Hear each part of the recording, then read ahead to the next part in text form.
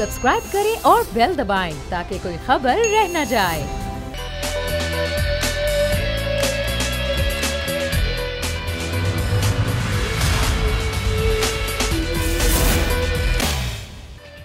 बिस्मिल्लाहिर्रहमानिर्रहीम, अस्सलाम वालेकुम। प्रोग्राम में मैं सुमैया रिजवान आपको वेलकम कहती हूँ। नाज़रीन, सिर्फ 6 रोज़ बाकी रह गए हैं गिलगित बल्तिस्तान के इलेक्शन में। आप देख रहे हैं बयानात का सिलसिला जारी है। इंतखाबी मुहिम जोरों पर पहुँच चुकी है और एक दूसरे के खिलाफ बयानात दिए जा रहे हैं। अगर हम पीपल्स पार्टी और नून लीग की बात करें तो आज के बयानात देख लें, उससे पहले जितने बयानात हैं वो देख लें, तो दोनों का लुब्बे लुबाब एक ही है और दोनों का यही कहना है कि पाकिस्तान तहरीक-ए-इंसाफ की हुकूमत जाने वाली है, ये तबाह बर्बाद सब कुछ कर चुकी है, इस हुकूमत ने अब कुछ नहीं करना। तो वो ये कह रहे हैं और आज तो बिलावल भुट्टो ने यह भी कह दिया कि ना सिर्फ गिलगित बल्तिस्तान के इलेक्शन जीतेंगे बल्कि वफाक में भी अपनी हुकूमत बनाएंगे। मरियम तो कहती हैं कि ये हुकूमत जाने वाली है, दिन गिने जा चुके हैं, ये जहाज़ अब डूब रहा है। जबकि दूसरी जाने पाकिस्तान तहरीक-ए-इंसाफ जो ज़ाहिर इक़्तिदार में बड़ी श्योर है कि ना सिर्फ वो जीतेंगे बल्कि क्लीन स्वीप करेंगे और बड़े ज़बरदस्त प्रोग्राम्स लेकर आ रहे हैं। लेकिन बात यह है कि 2 साल हो गए, बल्कि 2 साल से भी ऊपर का अरसा हो गया इस हुकूमत को। महंगाई 8 साल की बुलंद तरीन सतह पर पहुँच गई है।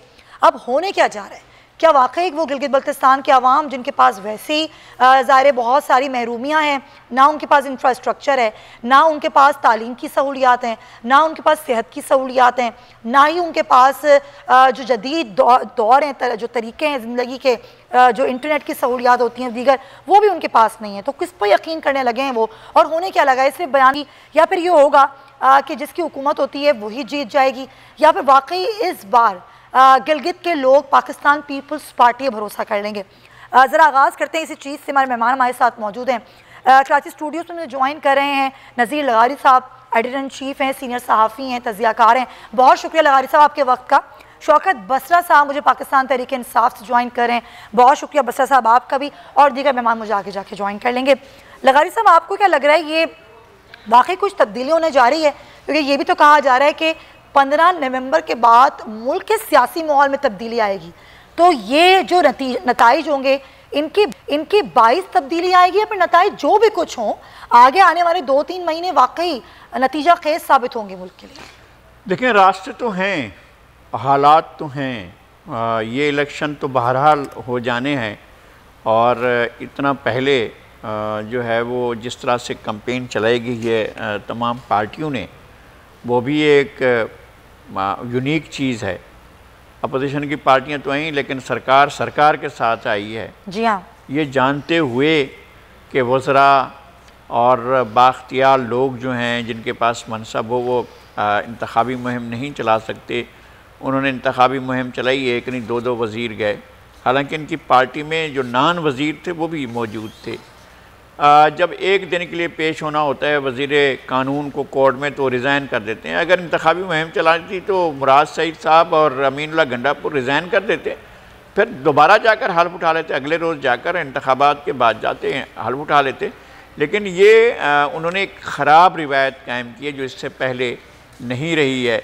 चूँकि अब तो तरीका ये है ना पाकिस्तान के अंदर के एक अबूरी हुकूमत बनती है, जो है वो इलेक्शन कराती है और इस सारे प्रोसेस को देखती है। ये प्रोसेस नहीं हुआ है यहाँ पर वज़रा ने इंतखाबी मुहिम चलाई। अच्छा, नतीजा जो भी हो, हम कुछ भी नहीं कहते, इस पर कमेंट भी नहीं करते, इसलिए कि अब बहुत कम दिन रह गए हैं इलेक्शन के दिन में, और हमारी राय जो है वो हम अपने तौर पर असंदाज नहीं होना चाहते हैं। अब पाकिस्तान की बात करते हैं। पाकिस्तान के अंदर 800 दिनों में तो बहुत कुछ हो सकता था और हुआ भी बहुत कुछ, ऐसा नहीं है नहीं हुआ है। इसलिए कि भारी कर्ज़े लिए गए इतनी मुद्दत में, इन 800 दिनों में जितने कर्ज़े लिए गए, माजी की किसी मुद्दत में भी इतने कर्ज़े नहीं लिए गए। इसी 800 दिन का अगर हिसाब लगाएं किसी भी हुकूमत का, तो इतने कर्ज़े नहीं लिए गए, इतने ज़्यादा कर्ज़े लिए। फिर इसके अंदर ये होता कि भाई लोगों को कुछ दिया गया है, लोगों को भी कुछ नहीं दिया गया। फिर महंगाई कंट्रोल करते, महंगाई भी कंट्रोल नहीं हुई। लोगों की मुश्किलात कम होती, वो भी कम नहीं हुई। लोगों को जॉब अपॉर्चुनिटीज़ मिलती, वो भी नहीं मिली, बल्कि लोग जॉबलेस हुए हैं बड़ी तादाद में। या ये होता है कि जी चले इन्होंने लोगों को घर दिए हैं, उल्टा घर तोड़े गए, घर दिए नहीं गए। तो ये सारी सूरत हाल है। लोग बहरहाल बड़ी तादाद में गुर्बत की लकीर से नीचे गए हैं। अगर कोई अच्छी चीज़ हुई है तो कम अज़ कम हमारे इल्म में नहीं है। और कहते हैं कि टेक ऑफ हो रहा है। ये टेक ऑफ होने से तो क्रैश हो लैंडिंग कर ले, ज़्यादा बेहतर है कि उसी जगह पर तो रहे पाकिस्तान जिस जगह पर पहले से था। अब पाकिस्तान को इससे अगर और टेक ऑफ करते हैं तो टेक ऑफ में ऐसा ना हो कि लोगों की जान निकल जाए और लोग जो हैं बेचारे मज़ीद कुछ देने के लिए अब उनके पास रहा कुछ नहीं है। तन के कपड़े भी आप यकीन करें कि सर्दी के मौसम में ऐसे लाखों नहीं करोड़ों लोग होंगे जिनके पाँव में जूता नहीं होगा, जिनके पास गर्म कपड़े नहीं होंगे, और ऐसे लोग तो लाखों में होंगे जो घराने, ख़ानदान, फैमिलीज़ जिनके ऊपर छत नहीं होगी, जो पेट भरकर खाना नहीं खाते। सही कह रहे हैं आप लगाई साहब, महंगाई तो इतनी बढ़ गई है कि एक अच्छी जो मुतवस्सित तबके होते हैं वो भी परेशान हो गए हैं कि कैसे अपनी ज़िंदगी की गाड़ी को आगे चलाएं। और अगर हुकूमत इस तरफ नहीं सोचती, वुज़रा आके दिन में 6 प्रेस कॉन्फ्रेंस करते हैं और जवाब देते हैं सिर्फ अपोजिशन का, और एक भी बात आवाम की नहीं होती, आवाम को रिलीफ देने की नहीं होती, तो फिर ये हुकूमत को भी सोचना पड़ेगा कि वो आगे जाके फिर किस मुंह से वोट मांगेंगे, क्या कहेंगे, कौन सी परफॉर्मेंस दिखाएंगे अपनी आवाम को कि इस परफॉर्मेंस की बुनियाद पर में वोट दिए जाएं। बसरा साहब, महंगाई पर तो आपसे कई बार गुफ्तगू हुई, आपने इस बात को कहा भी कि बिल्कुल ये तो एक ऐसी हकीकत है जिससे नज़रें नहीं चुराई जा सकती, लेकिन अभी तक कोई प्लान भी नहीं आया। फिर गिलगित बल्तिस्तान की इलेक्शन नहीं है, सूबा बनने के लिए जा रहा है, यहाँ पर मैंने महरूमियाँ बता दी इस सूबे की कि क्या क्या हैं। तो टफ टारगेट्स तो आप लोगों के पास पहले ही थे, आगे अगर आप लोग दावे और वादे और करेंगे तो और ज़्यादा टफ हो जाएंगे। IMF के कर्जे की बात करें तो वो एक बच्चा आज जो पहले फिगर्स थे उसे डबल ट्रिपल हो चुके हैं। अब पाकिस्तान का एक बच्चा कई गुना कर्जे के बोझ तले दबा हुआ है। तो हुकूमत अगर ये कहे कि हमारी परफॉर्मेंस ये है और इसके बुनियाद पर हमें वोट दें, तो ऐसा तो कुछ भी नहीं है। सुमैया रिजवान, मुझे तो आपकी और लगारी साहब की गुफ्तगू से यूँ लगा जैसे तहरीक इंसाफ और प्राइम मिनिस्टर इमरान खान ने 4 बारियाँ ली हैं और वो वज़ीर आज़म रहे हैं या वज़ीर आला रहे हैं। प्राइम मिनिस्टर इमरान खान या तहरीक इंसाफ तो वो जमात है जो 70 साल हो गए पाकिस्तान को बने हुए, एक बार भी हुकूमत में नहीं आई। तो क्या ये जो अभी जो चार्जशीट है कि ये जो 32,000 अरब डॉलर का कर्जा है, या जिस दिन हमने टेक ओवर किया था, पार्टी हमारी प्राइम मिनिस्टर बने थे या हुकूमत मिली थी, तो क्या उस दिन 1.5 लाख हर बच्चा जो पैदा मकरूज़ हो रहा था हमारे दौर में हुआ था? क्या तमाम इदारे तबाह बर्बाद हमने किए थे? अच्छा, अगर तो मैं ये समझता कि 32,000 अरब डॉलर का कर्जा पाकिस्तान उसमें डूबा हुआ है, इतना ही कर्जे में डूबे होते शरीफ ख़ानदान, जरदारी ख़ानदान, लेकिन यहाँ पे क्या हुआ? यहाँ पे तो ये अरबों खरबों की जायदादों के मालिक निकले। लगारी साहब ख़ुद बता सकते हैं कि या ये गरीब हो जाते, इनके पास पैसे खाने को ना होते, इनके लोग भी भूख से मर रहे होते, इनके भी पाँव में जूता ना होता, तो समझ आती। अब ले कौन गया, किसने लूटा, किसने खाया, उसको भी तो, उसके लिए भी तो बात करनी चाहिए ना। इसका मतलब ये है, बात ही तो होती है बसरा साहब, सिर्फ बातें होती हैं। वापसी आप लोग कितना पैसा लेकर आए, रिकवरी कितनी हुई, वो जो कहा जाता है ना इतने अरब लेकर आएंगे, तो वो तो कुछ भी नहीं हुआ, बातें हुई हैं सिर्फ। सुमैया मुझे एक बात बताइए कि ये काम 2 साल में हो जाना था सारा कुछ? अगर 70 साल आप गंद डालते रहें, 70 साल आप चोरियां करते रहें, 70 साल आप पाकिस्तान को लूटते रहें और वहां जाके पैसा डंप करते रहें, सर कितने साल में ठीक होनी है चीजें? कितने साल लगेंगे? मैं अर्ज करता हूं, देखें ये एक तरीकाकार है जिसके ताबे अदालतों के ऑर्डर होते हैं। आप देखिए ना, 7 अरब डाला गया मियां नवाज शरीफ साहब को, अदालत के हुक्म में बाहर चले गए, और आज वहां बैठकर जो भाषण वो दे रहे हैं और पाकिस्तान के अंदर उनके जो बच्चे हैं जो भाषण दे रहे हैं, आप अंदाजा करें कि एक शख्स लंदन में बैठा हुआ है, दोनों बच्चे उसके नेशनल हैं वहां के, साहब कितने रोज हो गए गए हुए? कितने रोज हो गए मियां साहब को गए हुए? आपको नहीं अंदाजा कितने देर हो गए? वो तो गए थे 6 हफ्ते के लिए। कितने दिन हो गए? मेरे ख्याल में इस वक्त तो 6 महीने से भी ज्यादा होने वाले। और आज आइए सर्विसेज हॉस्पिटल की रिपोर्ट जिसमें उनको सेहतयाब करार दिया गया। सुन मेरी गुजारिश सुन लें भैया, मैं आप सिर्फ 2 बातों में पहले डिसाइड कर लें।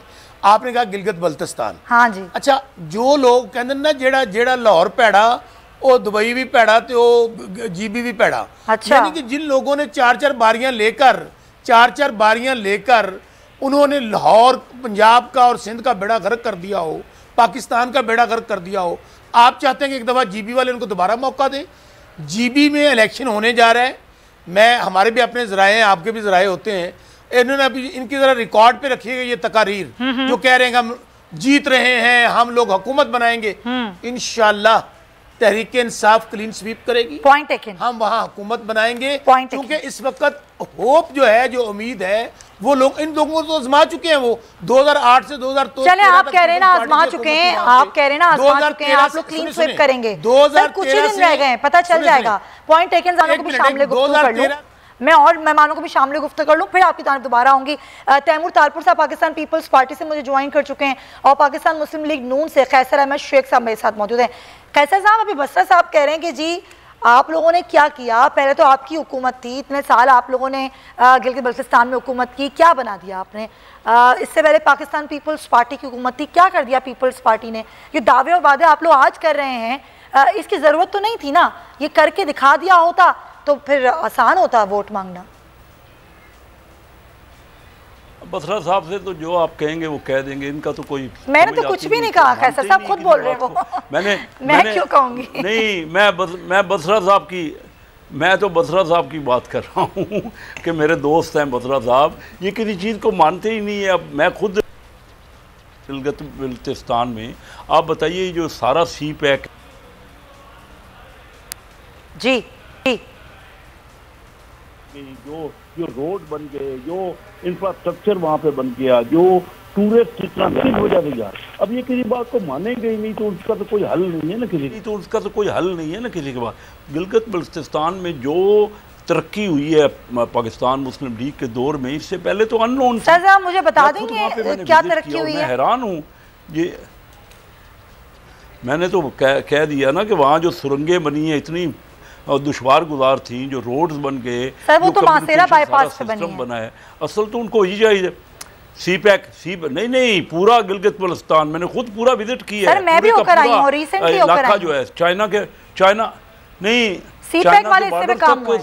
अच्छा, तो आपको नजर नहीं आए? सर क्यों नजर नहीं आए, जब भी तो बात कर रही है। जो तरक्की हुई है वो तो अब हर बंदा दे, आप गई होंगी वहाँ पे, तो आप बताइए कितने अच्छे रोड बने हैं।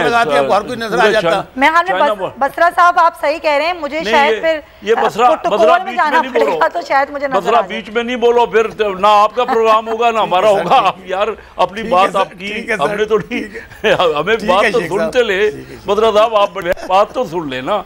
ये जो अगर जीबी में ये सारा कुछ जो आप नक्शा खींच रहे हैं, ये तो जन्नत का नक्शा है जी। और मैं जन्नत का, मैं कह रहा हूँ वहाँ जन्नत नज़ीर हो गई है। वहाँ जो हालत, मैंने यही महसूस किया कि गिलगित बल्तिस्तान तो पहले ही जन्नत का नक्शा है वहाँ पे।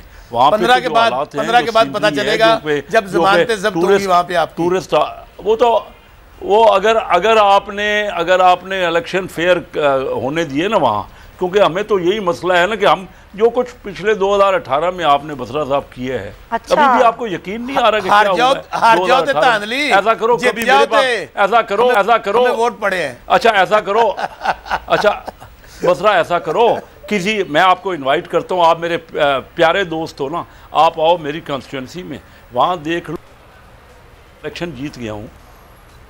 वहाँ आप जीत गए थे, वहाँ इलेक्शन साफ हुए हैं, जब हार गए वहाँ धांधली हो गई। अच्छा, ये बात हो रही है, धांधली की बात पीपल्स पार्टी ने भी की है, धांधली की बात मुस्लिम लीग नून भी कर रही है, यही बात मैं आगे बढ़ाऊंगी। जरा तैमूर साहब, आपने विजिट किया है हालिया गिलगित बल्तिस्तान का, आप गए वहाँ, देखा है आपने कितना तरक्की याफ्ता चीज़ें आपको नजर आई, कितना तरक्की के हवाले से काम हुआ गिलगित में, इस तरह से अभी कैसर साहब बोल रहे हैं, क्या क्या देखा अगर आपने वहाँ विजिट किया हो तो?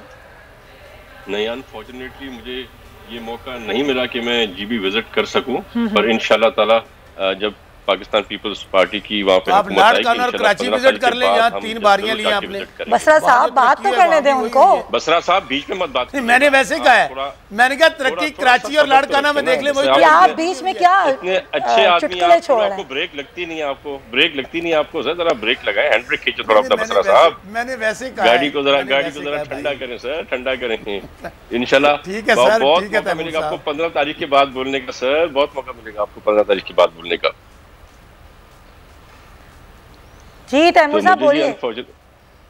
मुझे जी अनफॉर्चुनेटली मौका नहीं मिला जीबी विजिट करने का, पर हमने सुना है कि खूबसूरत है, सुना है कि हालिया में काम भी वहाँ पर हुए हैं, रोड रास्ते बने हैं, डेवलपमेंट हुई है, पर इंशाल्लाह ताला जब खुद जाएंगे तो फिर देखने का मौका मिलेगा इंशाल्लाह पीपल्स पार्टी की जीत के बाद।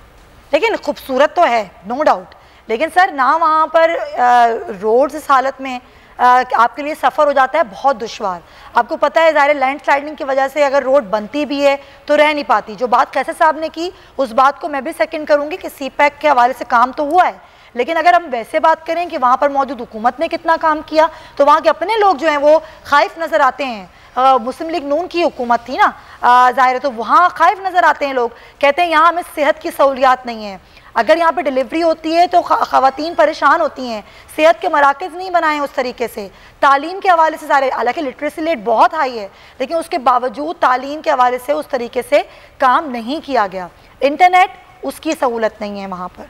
तो लोग वहाँ पर जो रहते हैं, जो वहाँ के शहरी हैं गिलगित बल्तिस्तान के, क्योंकि मैं वहाँ गई, मैं वहाँ रही, लोगों से मिली, तो लोग तो परेशान हैं। जो बात कैसर साहब कह रहे हैं मैं हैरान हूँ। वो कह रहे हैं आपने क्या देखा, तो जो मैंने देखा सर वो मैं आपको बता रही हूँ। मैंने खूबसूरती देखी लेकिन इंफ्रास्ट्रक्चर सहूलियात मुझे नज़र नहीं आई। तो तैमूर साहब चले गए नहीं हैं, लेकिन अगर दावे कर रही है पीपल्स पार्टी तो 8 में तो फिर आप लोग भी थे। आप लोगों ने क्या क्या कुछ किया वहाँ पर तैमूर साहब, ये तो पता ही होगा आपको।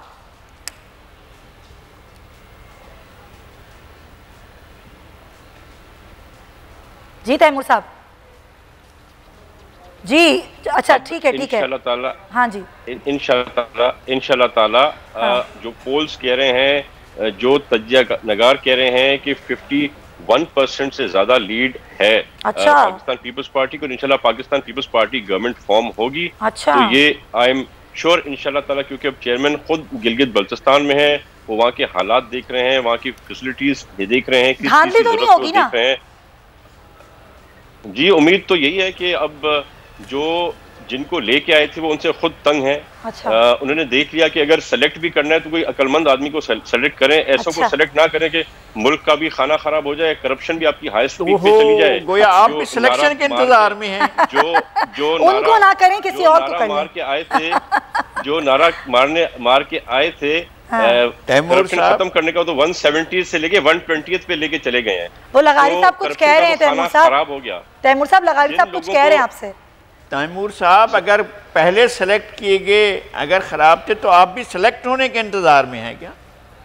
नहीं जी, हम इंशाल्लाह इलेक्ट हो गए होंगे। आपने इतना माशाल्लाह ज़बरदस्त काम किया है कि आपके बदौलत ही हर किसी को वोट मिल जाएंगे सिवाय के PTI के। कोई बेचारा गरीब मिस्कीन आदमी तो फिर से ये गलती नहीं करेगा PTI को वोट देने की, जो आपने उनका लगारी साहब बात कर रहे हैं। जो बेचारा 2 दिन में 2 वक्त का खाना खाता था, उसे अब 1 वक्त भी नसीब नहीं होता। हाँ। आपकी बदौलत जो लोग बेचारे लाइफ सेविंग ड्रग्स लेते थे उनको अपने 250% आपने कीमतें बढ़ा दी उनकी, तो उनकी भी आपको बदुआएं। आपको तो अल्लाह करे ना दे, बड़े अच्छे आदमी, पर जो कर रहा है। मगर लगारी साहब बात करें तैमूर साहब, ये सूबे में आपने अपने कितनी लोगों के लिए आसानियां पैदा कर दी, महंगाई तो यहाँ भी बहुत है। जी फेडरल गवर्नमेंट तो जहाँ पर प्राइस हाइक देती है तो उसको हम तो कंट्रोल नहीं कर सकते। आटे की प्राइस तो फेडरल गवर्नमेंट को कंट्रोल करनी है, मेडिसिन की जो कीमतें हैं वो फेडरल गवर्नमेंट कंट्रोल करेगी, जो ऑयल की प्राइसेस हैं पेट्रोल पर तो फेडरल गवर्नमेंट करेगी। हम तो सिर्फ इम्प्लीमेंट करा सकते हैं, अपना काम कर रहे हैं।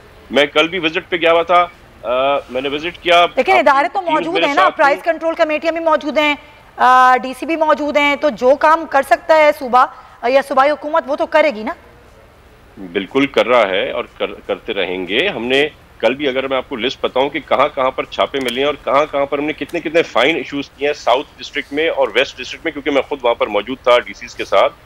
कल मेरा दिल्ली मार्केट में विजिट है, तो हम तो मिनिस्टर्स की ड्यूटी लेके भी गो उधर जहाँ पर प्राइस हाइक की हुई है, तो हम तो अपना काम करें। फेडरल हुकूमत भी खुदा करे कि अपना काम करे और कुछ प्राइस हाइक को नीचे लेके आए, क्योंकि इस तरह से तो गुजारा नहीं होगा। ये जो आप देख रहे हैं, जो लाखों लोगों के जल से जुलूस हो रहे हैं, तो वो कोई खाली इसलिए थोड़ी आ रहे हमारे प्यार में या नवाज लीग के प्यार में, वो तो लोग बेचारा मजदूर है, ड्राइवर है, प्लम्बर है, नाई है, तंग आए हुए हैं हुकूमत से। आप कह रहे हैं वो तंग आए हुए हैं, वो आपकी मोहब्बत में नहीं आ रहे, वो हुकूमत से तंग आए हुए हैं इसलिए आपके पास आ रहे हैं, हम उम्मीद नजर आ रहे हैं। तो डिस्कशन जारी रहेगा। कुछ कराची की सियासत की मैं बात करूंगी इस ब्रेक के बाद, और जरा मालूम करने की कोशिश करेंगे कि गिलगित बल्तिस्तान के इलेक्शन में धांधली के इम्कान कितने हैं। स्टे विद अस।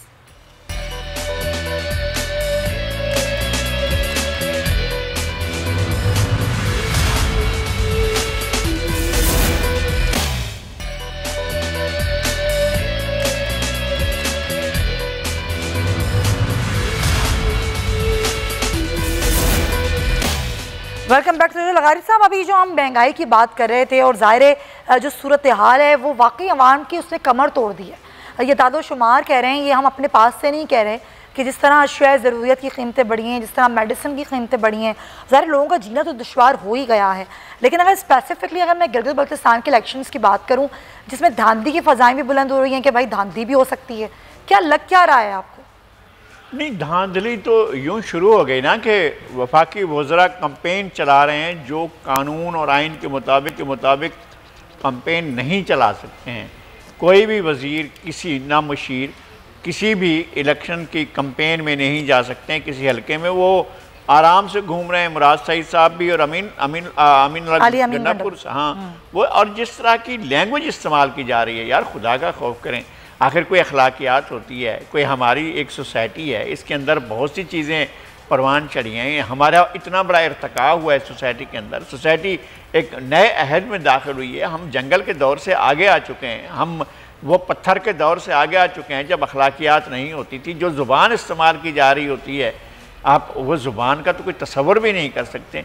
क्या इसी का नाम जो है वो इंसाफ है, या इसी का नाम अगर ये मौजूदा हुकूमत अगर इसके ऊपर खड़ी हुई है, इस ज़ुबान के ऊपर, इसी लबो लहजे के ऊपर, इस तरह की मुझे समझ में नहीं आती है। और पता नहीं क्या होता है कि जो होती है ये बड़े बड़ों को ले डूबती है। हमने अमेरिका में ट्रम्प का भी कुछ ऐसा ही हाल देखा है। नहीं, वो इस बात का इनको एहसास नहीं है, बल्कि वो लोग जिनके ऊपर हम फ़ख्र करते थे और फ़ख्र करते हैं, मतलब शौकत बसरा मेरे लिए भाइयों की तरह हैं। मैंने कभी इनको इस तरह की ज़ुबान इस्तेमाल करते नहीं देखे। लेकिन क्या बात क्या है कि ग्रेजुअली क्या हम ये खदशा करें, हम ये सोचें, अल्लाह ना करे कि इनकी ज़ुबान भी ऐसी हो जाएगी जहाँ पर लोग इस तरह की ज़ुबान इस्तेमाल कर रहे हैं। एक तो ये है, और दूसरा ये है कि इलेक्शन अगर धांधली का इल्ज़ाम लगता है तो बरह रास्त ये धांधली का इल्ज़ाम अपोजिशन के पास एक मौजूद है कि जनाब वफाकी वज़रा कंपेन चला रहे हैं, सरकारी अफसर कंपेन चला रहे हैं, सरकार के लोग बाकायदा इंतखाबी मुहिम में। चीफ इलेक्शन कमिश्नर की ज़ुबान तो देखें, वो लगता है कि वो एक फरियादी के तौर पर जो है अपोजिशन के खिलाफ ऐसी ज़ुबान इस्तेमाल कर रहे हैं जैसे समझता है वहाँ के गिलगित बल्तिस्तान के जो इलेक्शन कमिश्नर हैं, वो तो लगता है कि एक फरीक के तौर पर बात कर रहे हैं और अपोजिशन को अपना मुखालिफ फरीक समझ कर बात कर रहे हैं। यहाँ ये सूरत हाल लगी हुई है और बाकी मुल्क का जो हाल है वो सबके सामने है। हम दुआ गो हैं कि इनके पास एक 5 साल की मुद्दत थी, उसके अंदर 800 दिनों में आज 800 दिन हो गए हैं, इन्होंने कोई एक ऐसा काम किया होता फखर से सर बुलंद होकर कहते यार बाकी यही बात मैं भी कर रही थी। पॉइंट लेकिन थोड़ा मैं आगे बढ़ना चाहूँगी। हम देख रहे हैं 2 रोज़ से कराची की सियासत में कोई बड़ी हलचल की जो है वो कुछ खबरें भी मौसूल हो रही हैं, क्योंकि आम सियासी रहनुमा जो हैं वो आ रहे हैं पाकिस्तान वापस, जिसमें हैदर अब्बास रिजवी साहब पहुंच चुके हैं, आदिल सिद्दीकी आ चुके हैं, और अब खबरें आ रही हैं कि और भी कुछ बैरून मुल्क मुकीम MQM के रहनुमा हैं जो कि वापस आ रहे हैं, जिनमें रज़ा हारून है, डॉक्टर सगीर हैं, वसीम आफ्ताब हैं, जिनकी जल्द वापसी लौटने की और शमूलियत इख्तियार करने की बातें MQM पाकिस्तान में की जा रही हैं। ज़रा इसे बात करूँगी मैं, फ़ारूक सत्तार साहब मेरे साथ मौजूद हैं, सीनियर सियासतदान हैं। बहुत शुक्रिया फ़ारूक साहब। क्या आप भी जल्दी आ रहे हैं और दोबारा से ज्वाइन करने लगे MQM, कोई खबर है? पहली बात तो ये कि मैं कहीं गया नहीं। अच्छा। हाँ, और बुरे से बुरे वक्त में जो पार्टी पर आया, हाँ। मैंने पार्टी नहीं छोड़ी, मैं मुल्क से बाहर नहीं गया, हाँ।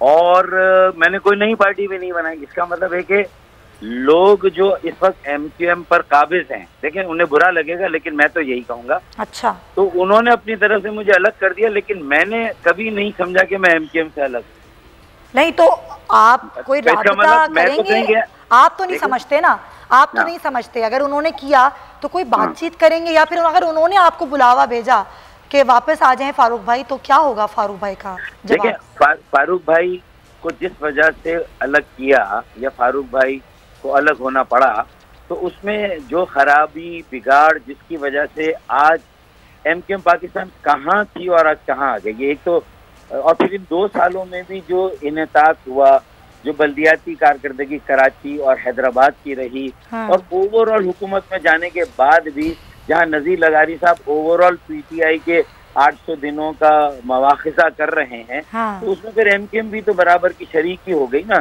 कि 162 अरब के पैकेज में। लेकिन फारूक साहब, ये 2 रोज से जो ये वापसियां हो रही हैं, लोगों के जहनों में आ रहा है क्या होने क्या जा रहा है, क्या कुछ बड़ा होने जा रहा है, अचानक वापस आने लगे हैं लोग?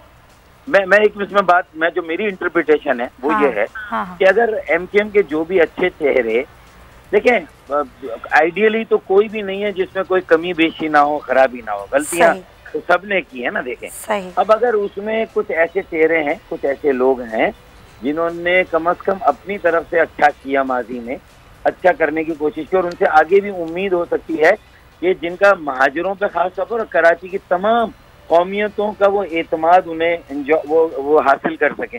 तो ऐसे क्रेडिबल, एक्सेप्टेबल, रीजनेबल और जो कनेक्टिविटी अवाम में, बरादरियों में, नौजवानों में रखते हों, अगर ऐसे लोग आते हैं और वो खालिद मकबूल भाई इसको समझे और फारूक भाई के साथ खड़े हों और ये सब चेहरे भी हों, और वहां से मैं इसी तरह कहूँ कि देखो भाई तुमने मुनासिब जलसा किया मुस्तफा कमाल, और तुम भी मेहनत कर रहे हो और तुमने भी अपने दौर में अच्छे काम किए, लेकिन ये एक पार्टी की ताकत थी और जो 11 पार्टियों ने अपनी ताकत का मुजाहरा किया, अगर हम 3 मिल जाएं, फारूक सत्तार की ओआरसी, खालिद मकबूल की एमक्यूएम और मुस्तफा कमाल की पीएसपी, तो मुझे बताएंगे फिर जो 11 क्या बात है भाई, यानी कि आप ये खबर दे रहे हैं कि ऐसी कोई बात हो सकती है कि तीनों जो धड़ेबंदियां हो गई हैं ये एक हो जाएं तो वाकई कुछ तब्दीली ला सकते हैं आप लोग, उम्मीद कर रहे हैं।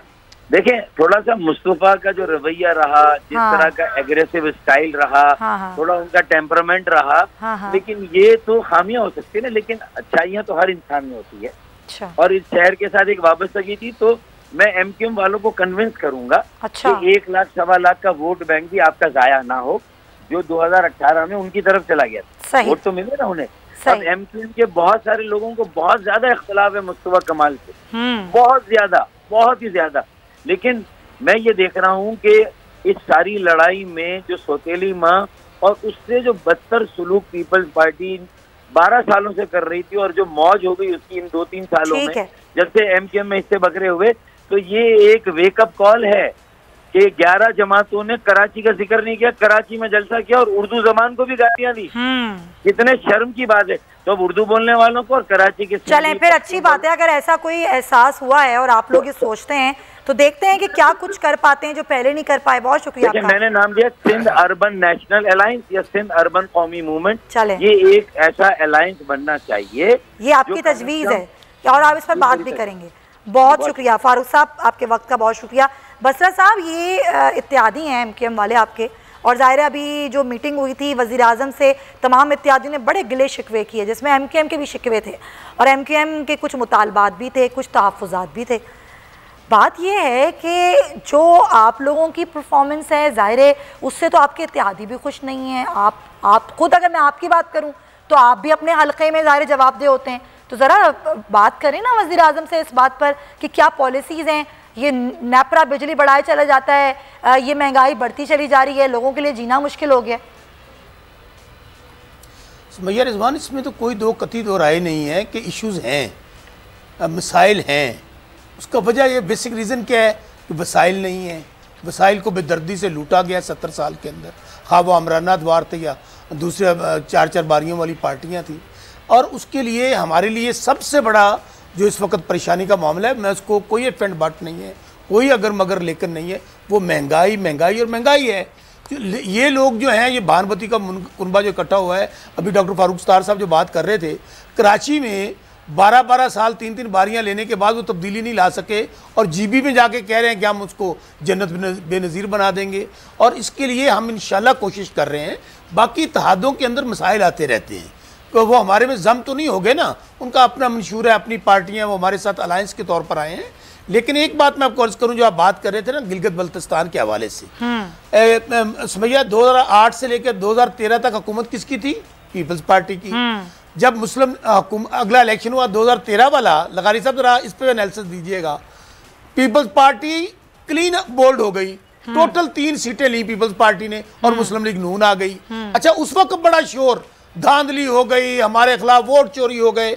अभी से मैं आपको फिर कह रहा हूँ, इन जो हजरात प्रोग्रामों में आ रहे हैं या इनकी बढ़ के लीडर्स की सुन रहे हैं जीबी में, ये हारे हुए जैसे लोग होते हैं ना, वो स्टेटमेंट्स हैं, धांधली हो गई है। और भाई 15 तारीख की रात ये वही कहेंगे, मुझे क्यों निकाला, मुझे क्यों निकाला। मगर आप भी जीत के दावे पहले से ना करें, धांधली के इल्जाम आप लोगों पर भी लग रहे हैं। मेरी बात सुने, उसकी रीजन मैं क्यों कह रहा हूं, समझिए लोग हमें वोट क्यों देंगे। देखिए 70 साल इन लोगों ने क्या दिया जीबी को या कश्मीर को, हम दोनों की बात कर ले। हमने क्या किया, हमने आते ही जीबी को सूबा बनाने का ऐलान कर दिया। जो अभी बात आप कह रही थी कि मैं अभी गिलगित से होकर आई हूं, वहां पे ना रोड्स हैं, ना तालीम है, ना सेहत है। हमने इंश्योर किया है कि अगर सूबा बनता है कि तमाम का तमाम बसरा साहब ये बातें हो गई, ये बातें हो गई, अब कुछ करके दिखाना है। पहले वफाक में तो कर लें, पूरे मुल्क में तो कर लें, फिर गिलगित की बात भी करें। लेकिन ब्रेक में लूंगी, वापस आऊंगी। कैसर अहमद शेख साहब से जरा पूछते हैं कि क्या वो सोचते हैं कि वाकई ऐसा कुछ हो जाएगा जो पहले वो नहीं कर सके गिलगित में, और ज़ाहिर कराची के मसाले पर थोड़ी सी और बात करेंगे। स्टे विद अस।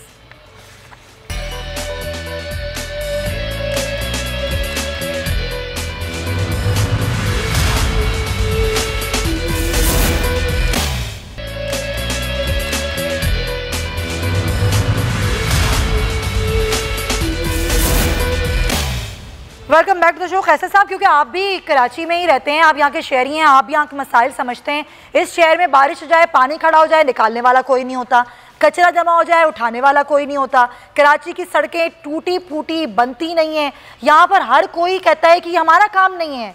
आप बताएं, पाकिस्तान मुस्लिम लीग नून है, मरियम साहिबा आई कराची में जलसे में, देखिए ना जी सर, सवाल तो मुकम्मल होने पीटीआई जो गैप मिला ना, पीटीआई ने यहाँ 14 सीटें ली, MNA की 14 सीटें जीती, रिजल्ट तो दिया कुछ नहीं। अब मुस्लिम लीग कराची में मैं समझता हूँ जिन्होंने काम किया लॉ एंड ऑर्डर के लिए, और अब MQM का कोई चांस यहाँ नहीं। जो हालात समझते हैं, जो हम मुस्लिम लीग के लिए जी रिजल्ट तो देखे ना, यहाँ बिजनेस को फरोग देने में या पीपल पार्टी ने भी कुछ नहीं किया। मैं तो मानता, मैं इसीलिए तो कह रहा हूं, मैं अपनी पार्टी में बार बार ये कहता हूं कि PMLN को यहाँ ज्यादा तवज्जो करनी चाहिए। यहाँ बहुत सी सिंपथीज है, मैं जहाँ रहता हूँ मुझे पता है। PMLN का कराची में अपॉर्चुनिटी, क्योंकि हमें मौका मिलना चाहिए। हम रिजल्ट दे के पंजाब में जो कुछ आज लाहौर और कराची का फर्क देख रहे हैं, में हुकूमत थी, यही पीपल्स पार्टी थी, इसको आपसे शिकवे थे फंड्स के देते नहीं हैं, हुकूमत हमें कुछ देती नहीं है इंफ्रास्ट्रक्चर के लिए। वही शिकवे पीपल्स पार्टी को आज तरीके इंसाफ से हैं। मसाइल जूं के तू हैं, हल किसी के पास नहीं है। बसर साहब रहने दें, 1100 अरब के पैकेज का 40वां भी हो चुका है सर, कुछ नहीं हुआ। ये भी 3 दफा प्राइम मिनिस्टर रहे हैं मुल्क में, 3 बार इनकी हुकूमत आई। इनसे पूछें सर, मुझे टाइम तो देना उनको। जी कैसर साहब मुकम्मल कीजिएगा। कैसर साहब जी मुकम्मल मैं ये कह रहा हूँ कि कराची में बहुत अपॉर्चुनिटी है। आपस में पार्टियों का मुकाबला जो है बिल्कुल होना चाहिए। गिलगित बल्तिस्तान में भी देखें ना, जो फेयर होगा, अगर धांधली नहीं होगी पता चल जाएगा। ये कोई आज छुप नहीं सकता, मीडिया इतना फ्री है, हर चीज़ मीडिया दिखा देता है। जो इलेक्शन जो लोग चाहेंगे, कराची में मैं खुद रहता हूँ, मैं अपनी पार्टी में यही बार बार कहता हूँ, हमारी पार्टी ने कराची पे उतनी तवज्जो नहीं दी पॉलिटिकल, उनको देनी चाहिए, क्योंकि यहाँ असल में बिजली सारे पाकिस्तान में एनर्जी थी।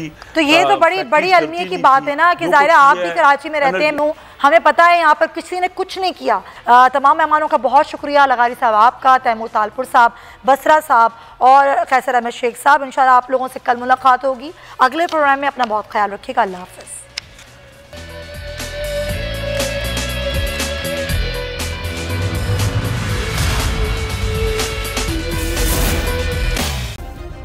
सब्सक्राइब करें और बेल दबाएं ताकि कोई खबर रह न जाए।